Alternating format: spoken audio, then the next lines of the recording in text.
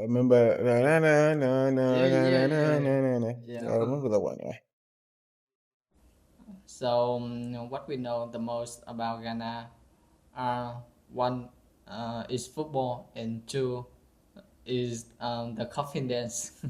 Yeah, Oh, so the that coffin dance. I remember. Na, na, na, na, yeah, na, yeah, na, na, yeah, na, na, na. yeah. I remember that one. Yeah. So I can tell you that video was very popular in Vietnam at that time. Are all funerals in Ghana always that joyful? I didn't really delve into that. I just saw the dance. But for what I can say, for what I can say, let me talk in general. Like when it comes to funeral in Ghana, it depends, Yeah, right? There are factors we look at. Two factors here: yeah, the age of the deceased, age of the deceased, yeah, and also the cause of the death, right? yeah, What caused the person's demise, right? Yeah, yeah, that's what we are looking at. If it's old age, or let me say natural causes, maybe sickness out of old age and all that, and the person is dead, it usually calls for celebration. Oh, wow. Right, yeah. It usually calls for That means celebration. joyful. Yeah, it's the season as a life well lived. Yeah, yeah, Yeah. yeah.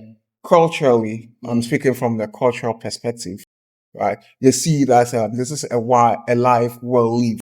So it's celebrated. So when you see posters, funeral posters, we have these posters or bills that are posted, Yeah, announce the funeral, the dates, and then the venue yeah, and all yeah, that. Yeah.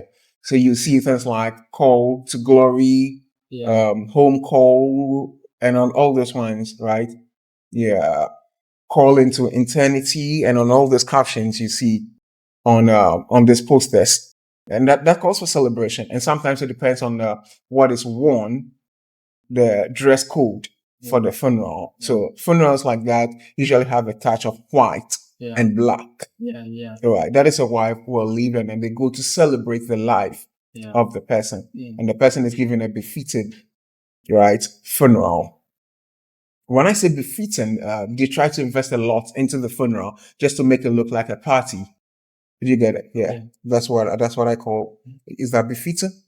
It depends on how you want to describe it. That is the belief, I Yeah, think, from the yeah, cultural yeah, perspective. And the other aspects, yeah, if the person is young and maybe died of natural disasters, yeah, accidents, yeah.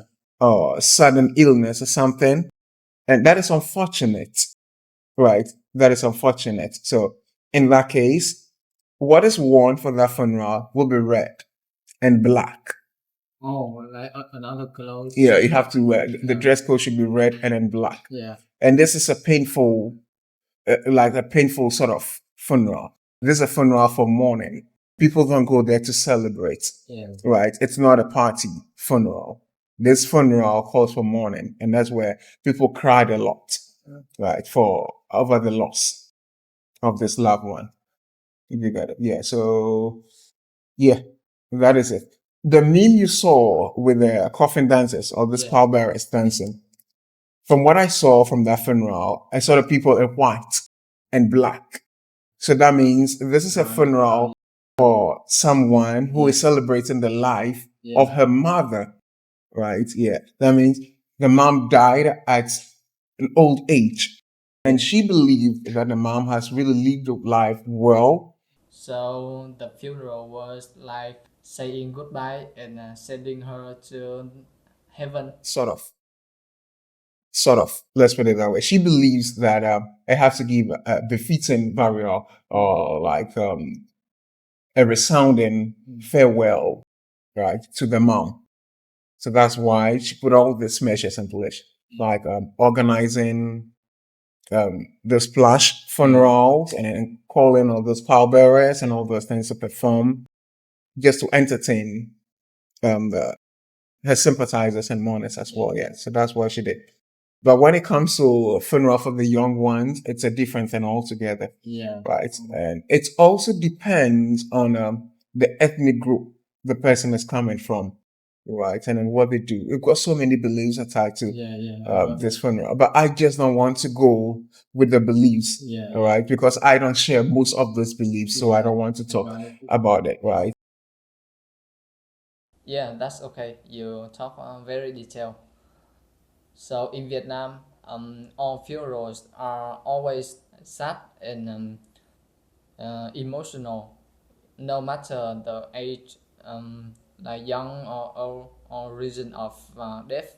Yeah. Oh yeah.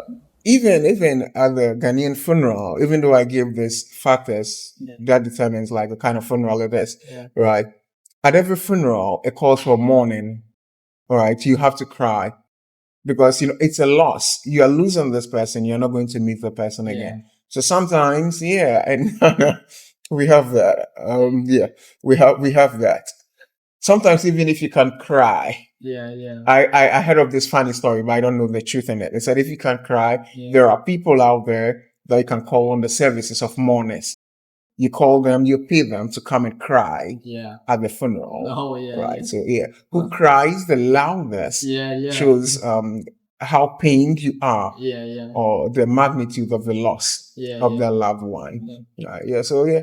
And Ghana, you cry even if the person is old, you still cry because that person was part of your life. You're losing him or her. You're not going to meet him or her again.